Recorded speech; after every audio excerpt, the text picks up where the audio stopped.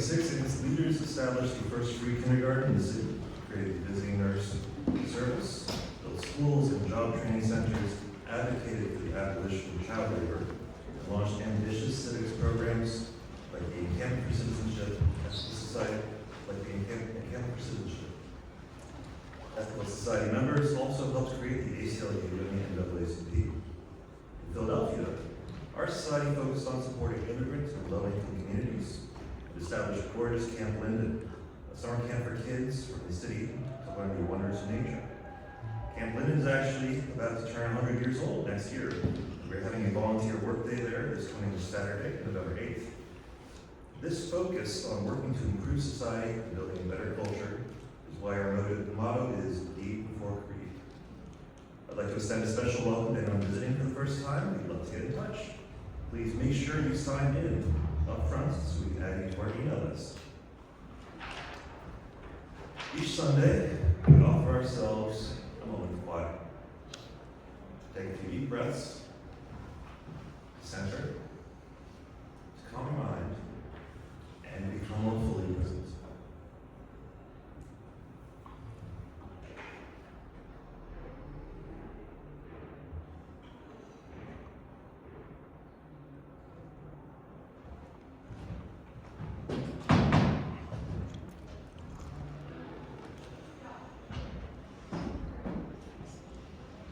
Thank you. There will be time for announcements. Here we have space for personal sharing. Would anyone like to share an expression of joy or concern about your life or the lives of your friends or loved ones? Can you raise your hand and I'll bring my microphone with you. Sylvia.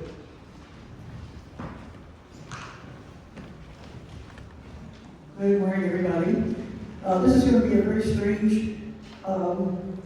report for me because I am not a sports fan. But last night I was glued to that World Series game. That was one of the most exciting baseball games I have ever seen, and I haven't seen very many. But I think it's made me a baseball fan. So I hope many of you saw it because it was an incredibly exciting, wonderful game. Thank you, Sylvia. Anyone else? I want to put out that Acceptance TW Transport Workers Union contract expires on the 7th. I don't know what the state is. I'm a former one-time rail and transit activist, and I'm trying to find out what's going on. Just wanted to put that out for those who don't know. Thanks for bringing that to us before. Anyone else? Anyone on Zoom? Oh, yes?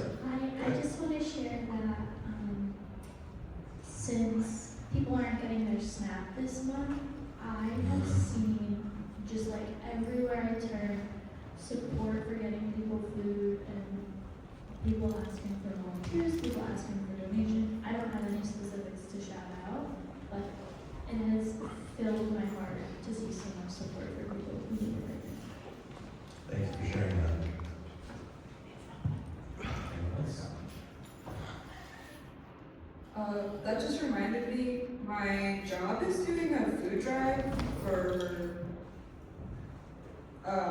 SNAP benefits because 97% of the people we work with are on SNAP benefits, so we're offering them that service.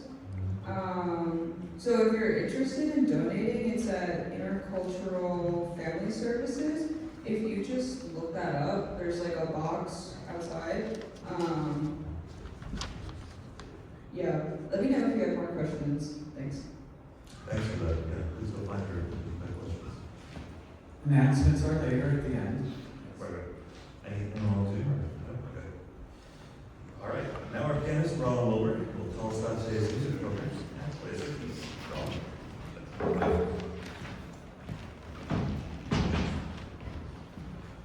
Yes, good morning. Today I'm going to play two pieces by the great Polish composer Frederick Chopin, who lived in the early 1800s into about 1849 when he died. And he was considered, he is today considered one of the, possibly the greatest composer for classical piano works. And I'm going to play two of them today. The second one will be one of his nocturnes, piece that is very heartfelt. It's a rather well-known one, so some of you will know it or have heard it. And it just uses the piano so beautifully to sing this gorgeous, deep, emotional melody with tremendous color and beautiful effects of musical expression. But I'd like to start with one of his etudes. He wrote quite a few etudes, over 25 of them, that were designed at a sophisticated level to tackle certain problems and issues and difficulties that a pianist would have on the piano in music to develop their technique and abilities to control the piano and play different kinds of things. So this one has 1 million notes in it, and it's known as, it was kind of nicknamed the heart etude because it's got the notes become like strumming of a harp. But he turns this into a powerful, beautiful piano piece using all those wonderful notes on the piano and rich harmonies to elevate a singing high melody. And of course the difficulty is managing all of those notes and keeping them under this beautiful melody. Anyway, we'll take my best shot with that. And hope you enjoy these two terrific pieces. First one, etude in A flat.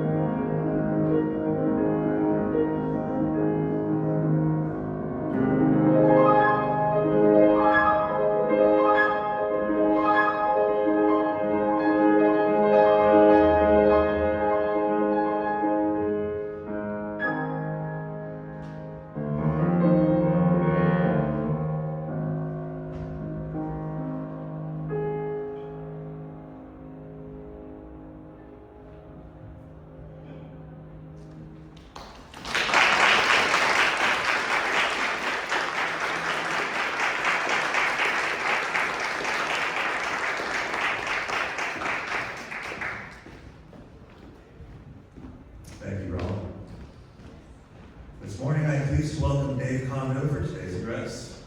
He will speak for about 20 to 30 minutes, and then we'll have a strictly time-enforced 10-minute talkback period. Dave has agreed to stick around after our announcements for additional conversations. Trying something new, I've got a stopwatch.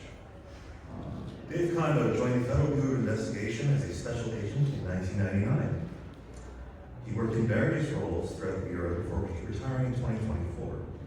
He is currently on the board of directors for the Freethought Society and the committee chair for its Freethinkers Supporting Safe Streets initiative. Dave.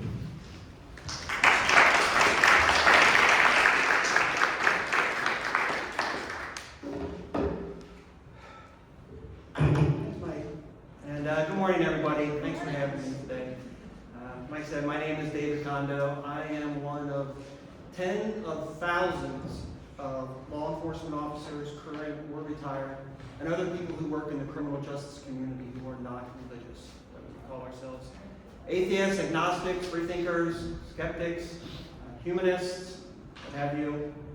It's a community that I'm very proud to be a member of. Although it's not something you normally hear about, especially when it comes to law enforcement, because with our job, like a lot of other professions, we don't talk about our personal beliefs when we're in the workspace.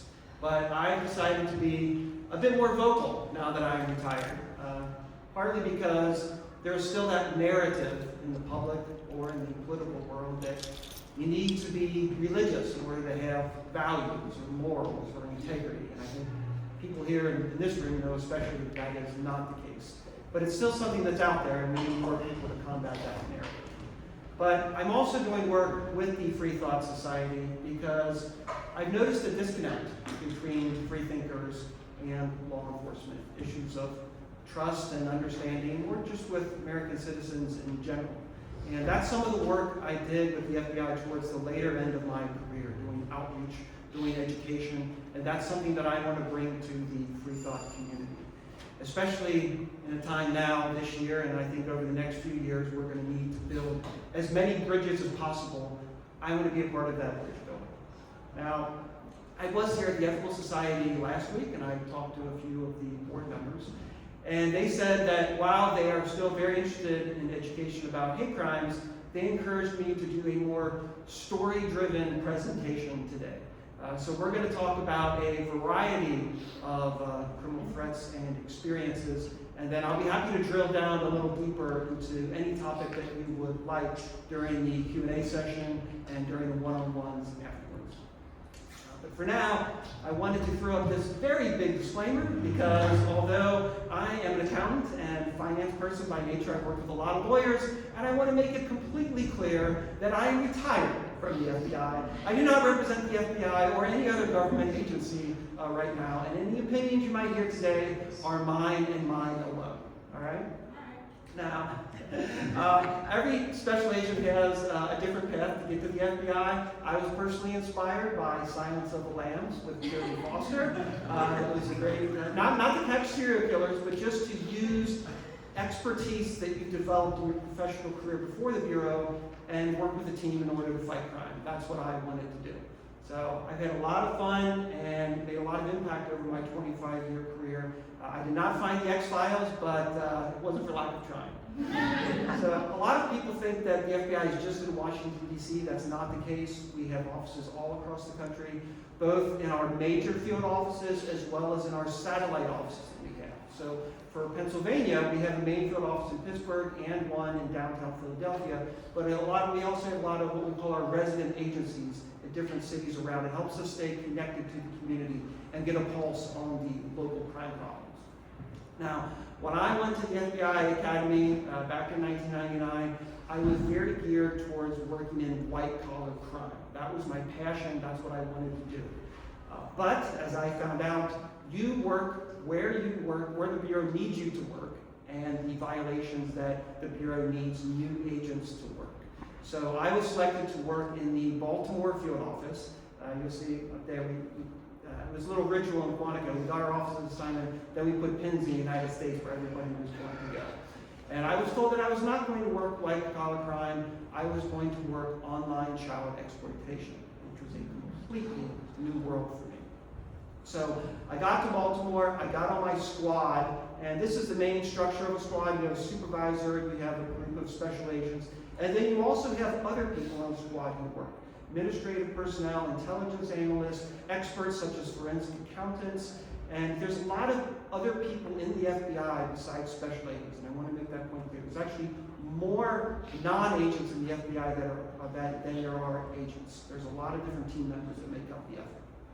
So I went online as a 13-year-old girl on the internet straight out of Quantico. I had to get a lot of education, a lot of training. This was way back in the days of America Online, which is why you see that profile up there. But it is still certainly a crime problem that is of concern today, especially with the internet, social media being big as it is now. But after I did that, I moved from what we call traveler cases to more complex exploitation cases, which involve organized crime elements across countries. So I was one of the founding agents of the Innocent Images International Task Force, and one of the things I learned in working these cases was that one, you can always find common ground with somebody.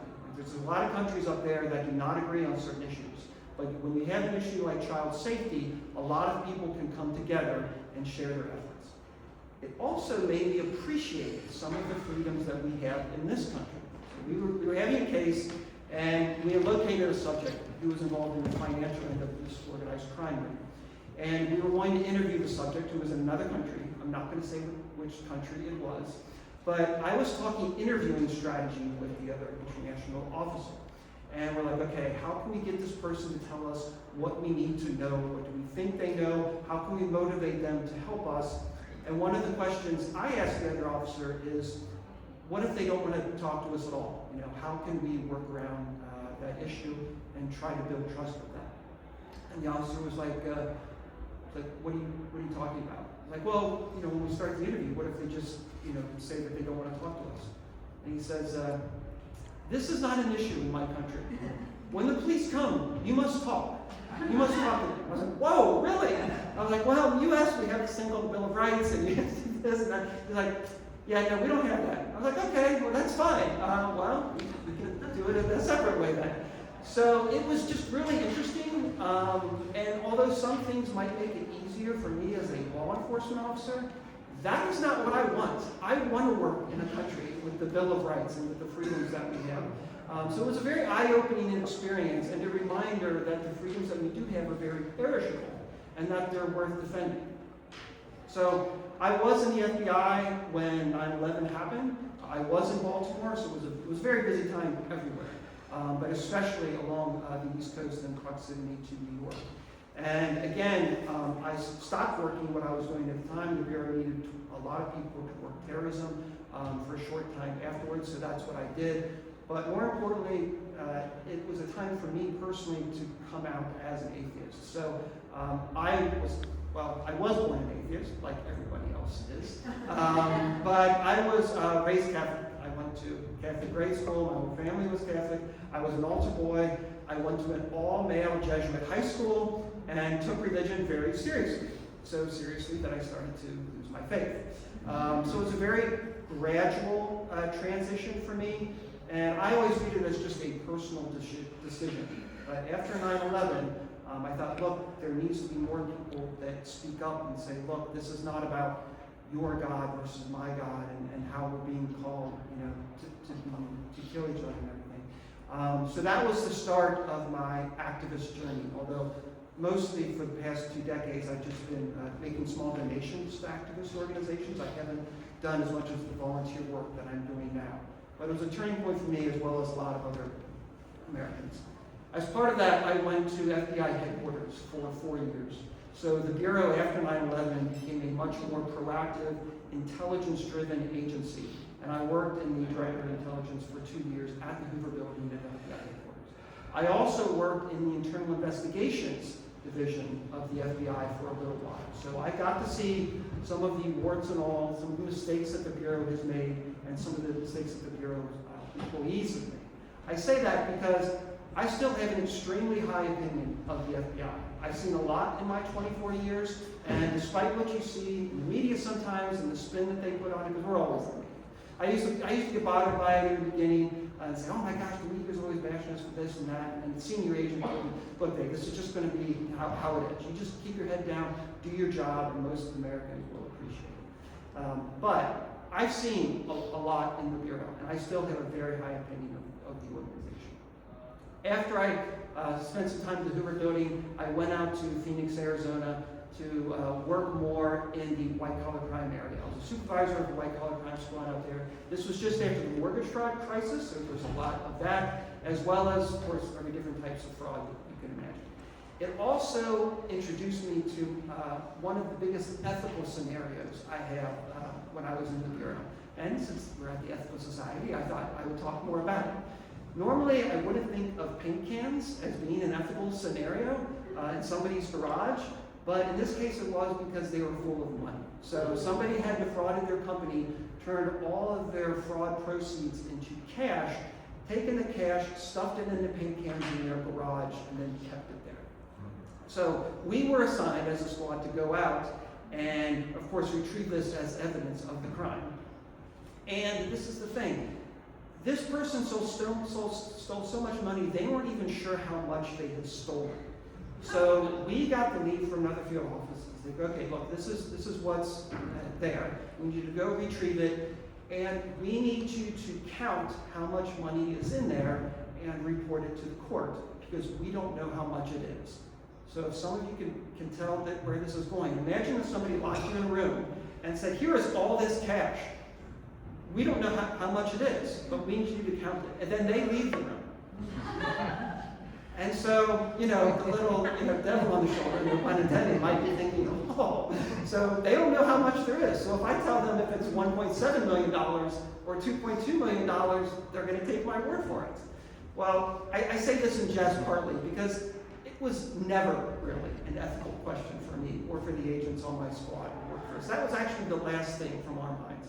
What we wanted to think of, look, is we have got to get this right. We have got to get this exactly right. So yes, we counted it all out, we took it to the bank and everything, but it was something that I look back on because, again, from an integrity standpoint, the more concern was we have to do this paperwork, not, we have to make sure all the money stays in this room. Anyway, we could talk a little bit more about fraud during the Q&A session on how to report it. But after my days there, I did go to another field office. So we were in Phoenix at the time, and I got the opportunity to move up in management, and I asked my wife, where would you like to go after Phoenix? She said, oh, Anchorage, Alaska. I was like, oh, okay, sure, we can do that. So I put in for the job, and I did get it. This was not our house in Anchorage, it's just the Northern Lights, okay? But I did work in Anchorage, and then I finished out my career in Cincinnati, Ohio. And in both of those offices, I got more exposed to the world of civil rights, to public corruption, and to hate crimes. So hate crimes are still a very important and sensitive topic in the Bureau. The Bureau's role in hate crime investigations are to do the actual prosecutions and investigations of the U.S. Attorney's Office, but, but it also has a leadership role when it comes to state and local offices, because a lot of the work for hate crimes is done at the state and local level. There are local laws against it as well as federal laws, protecting a variety of classes, whether it's race, ethnicity, gender, disability, national origin, what have you, sexual orientation, a lot of different protections for folks. And the reason why they have these protections is because of the impact that it has on the community. It has a very serious, traumatic impact on the victim, but it can have an exponential impact on the community as well, which is why they're given special emphasis. And again, it's just exactly what it is. It's a crime that is motivated by that hate, by that bias. And when people have something that they experience, we want them to report it for a number of different reasons. First, because of course the case itself. We want to conduct an investigation, see if there's potential for prosecution. But even if that doesn't turn out the way that they want it to, the way reporting helps the Bureau is to give a whole intelligence picture of the crime problem. Who are these crimes happening to? What kinds of subjects are committing the crimes? Where are these crimes happening? More in different parts of the country or whatever. The Bureau does a comprehensive analysis annually of a variety of different crime problems to decide which resources it wants to allocate to each. But we can't know which crimes to investigate unless people tell us about them. And that's one of the biggest challenges, to overcome that fear, overcome that learning curve, to have people call us. So that's one of the things I encourage people, not just for their own mental health, because some of the mental health recovery can be knowing that you did all you could, not just to report your crime, but to help the crime from not being happening to somebody else in the future. So we do that, as well as provide training for officers, state and local officers, on how to recognize hate crimes for themselves. Because a lot of times they might be encountering a hate crime and not know which questions to ask of the victim to determine it as such. So that's something that we help provide training on as well. And finally, I want to talk a little bit about myths and truths versus the FBI. A lot of people, when they think, oh, we're going to report something to the FBI, we're going to have like the SWAT team show up at their house or at their workplace. We're going to fly in our black helicopter or anything like that. That is not what happens, okay? Whether you're reporting fraud or even exploitation or hate crime, it just starts with a conversation. It's, okay, what happened? How are you feeling? Let's talk about some victim resources that are available to you, and let's see where this goes from there. I've talked to individuals, I've talked to CEOs from corporations that want to report crimes. The basics are the same. And the investigations, the fact-finding efforts are the same. That's one of the things that appeals to me as a freethinker, is that the Bureau, as well as freethinkers, follow the evidence. That's what we do. A lot of people also think that the Bureau calls press conferences right away. We don't do that. Other people do that, but the Bureau traditionally does not, because if we did, people would never report anything to us. There's a certain amount of confidentiality that's involved when it comes to reporting. And also, a lot of people think that if their name is in an FBI file that goes way back to the Hoover days, because we don't have that type of filing system anymore.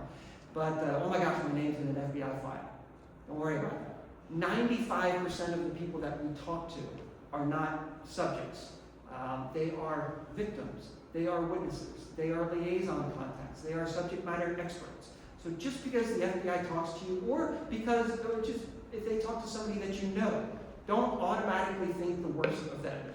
Part of our job, and the way we do our job well, is outreach to the American public. That is what we need to get the job done. Okay, I realize that was a very, very fast overview of both of my career and some of the threats that we tackle. But I was talking to Mike and Dan and a few others, and I wanted to leave as much time as possible for the Q&A session, because I know people have a lot of questions about either their personal situation or about things they've experienced or about how things are in the FBI today. So with that, I'll turn it over to Mike, and then we can talk about that very rigidly time-controlled take-back session. But if we can have a little bit more time, because I think it's early, that's fine. Sure. Thank you, Dave.